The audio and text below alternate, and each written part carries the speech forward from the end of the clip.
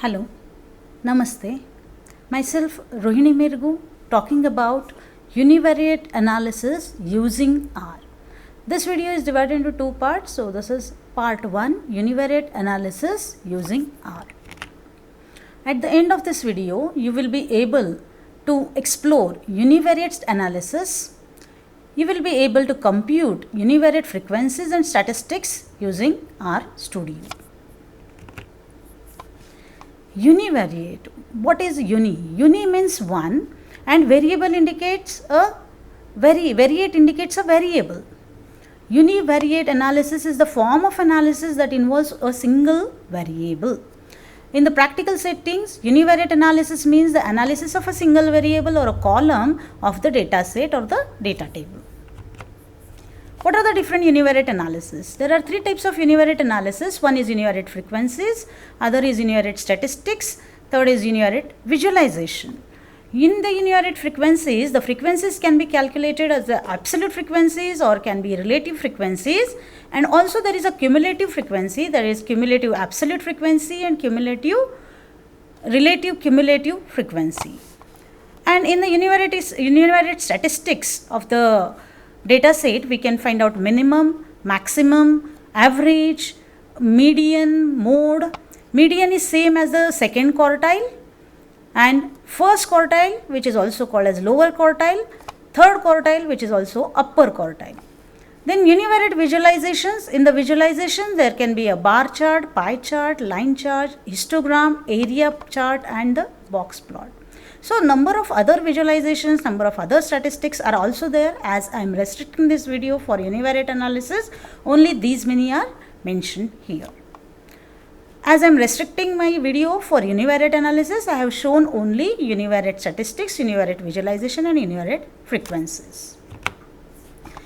Univariate analysis examples in the real life are finding the average height of a country's mean from a sample, or finding the average salaries of the employees in a company, or another example can be finding the number of pets in a different households, or finding the heights of the students in a certain age group, finding the country's most frequent winning Olympics gold medal. For this we need to create a frequency bar chart, and understanding the income distribution of a country by analyzing the distribution's shape. The shape can be right skewed. If it is right skewed, one can indicate that there is unequal in society. These univariate analysis, that univariate frequency, univariate statistics, univariate visualization can be executed either in Python, in SQL, in R, in JavaScript, or can be in Scala also. But the very popular one in finance and in academia is R. R is a perfect language for data manipulation, for processing, visualization, as well as for statistical computing and machine learning.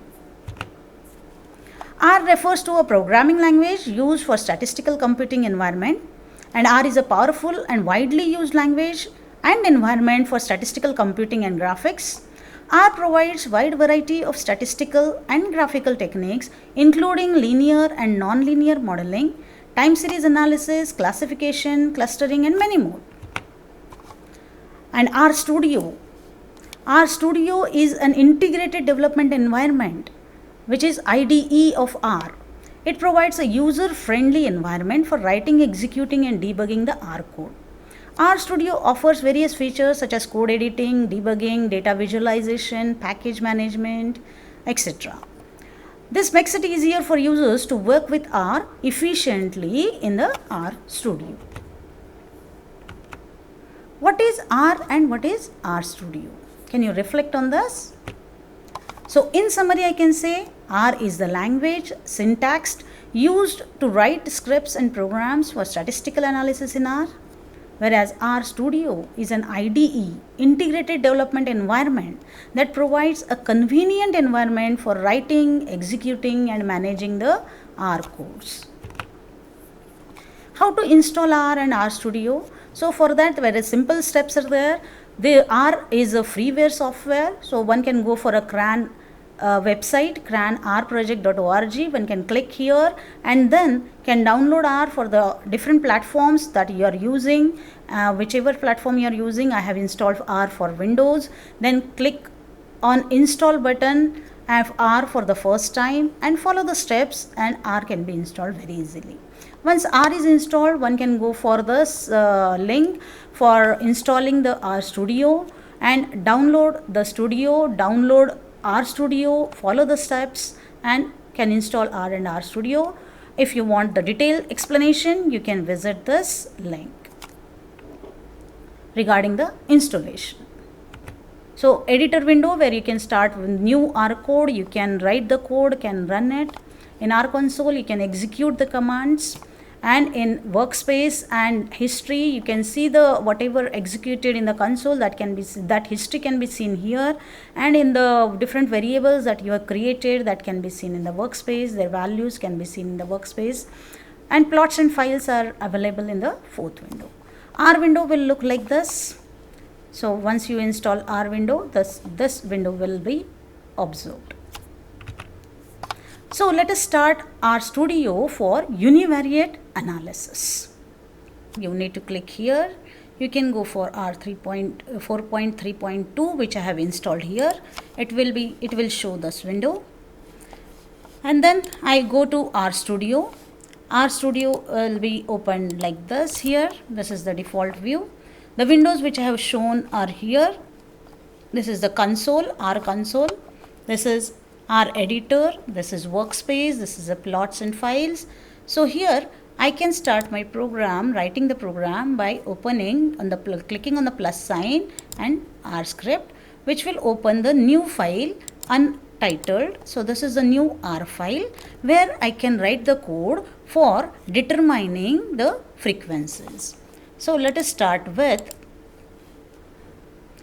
univariate frequencies, in which I'll be finding out absolute, relative. Let us load the CSV file. D is equal to read.csv. This will read the CSV file with, into the bracket I need to put the file which is named as data, that I can take. So this will read the CSV file named data.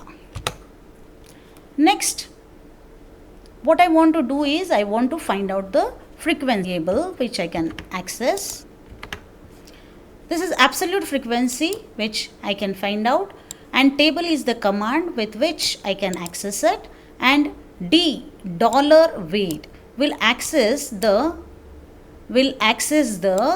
variable weight from the data, and I can print it.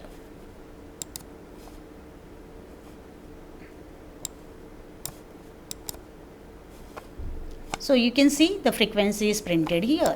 The variable can be seen here. This is the complete table. In this weight WT which I am accessing here. So you can see I have read the CSV file. Absolute frequency can be plotted by using the table. Then I have printed the absolute frequency. The relative frequency. So relative frequency, I can give the name to the variable is equal. Instead of equal to, here the operator is this one, which can be given as relative frequency represented in percentage. So relative frequency can be represented as absolute frequency upon the sum of the absolute frequency into 100, and I can print relative frequency.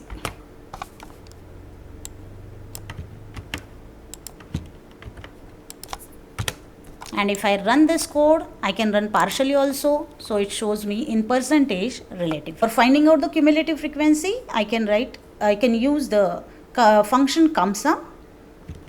I can write the command like cumulative frequency as CumSum of absolute frequency. So this is absolute cumulative frequency. When I print, I can see the cumulative frequency here. You can see it's 1 plus 1. Again, I can write CumSum of relative frequency, and I can run the command. It will show me the cumulative relative frequency, and it is at the end it is 100. That means it's finally added all these percentages. As it is percentage, maximum it can go to 100. Now we'll try to find out the statistic, univariate statistics, minimum, maximum. Let us find out all the statistics. For that, what I have done is I have considered one variable w. This w variable, when I run this, it should be created here, it will contain only the weight column. So this weight column I am going to process. I am finding out min and max of this. So this you can see minimum of weight is min of w, and if I print, I can get minimum value from the weight. If you see, this is the weight here, and in that the minimum value seems to be 55. So it's not shown here, but if you want to see, you can click W here in the console. You can click on W here in the console. It's a capital word, and you can see all the weights values here. In this values, you can see the minimum value is 55. Similarly, this here I can execute the max value, I can run, I can see that the maximum is 115. I can also find out the, so mean is the function used for finding out the average.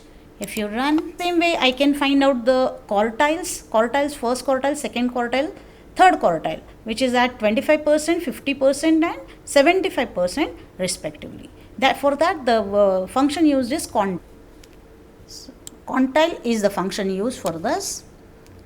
If I run this, you can see that I can get Q1, which is at 25%, 67 is the value, at 50%, so it is 0.5 written here, and 0.75 for the 75%, these are the values. So these are the all quartiles which are at first, upper quartile, lower quartile, upper quartile, and middle one, which is also happens to be median of the samples. And altogether I can see all these values. If I run, the complete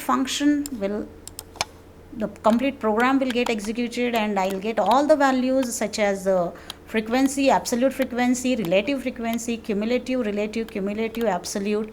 Also I get min, max, quartile, everything.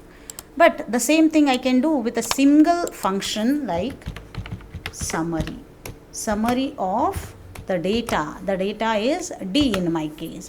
So if I just execute this single function, I get everything. So summary of D will give me, if you see in D, there are the friend, temperature, weight, height, gender and company. So all these are shown here. Friend, temperature, weight, height and company. Temperature, height and gender, height, these are the quantitative attributes. So we get the values of min, max and average only for quantitative attribute. So these are the quantitative attributes, and for that temperature, weight and height, we are getting min, max, first, second quartile, third quartile, median and mean. So these values can be displayed with a single function, which is, these are the references used for preparing this video.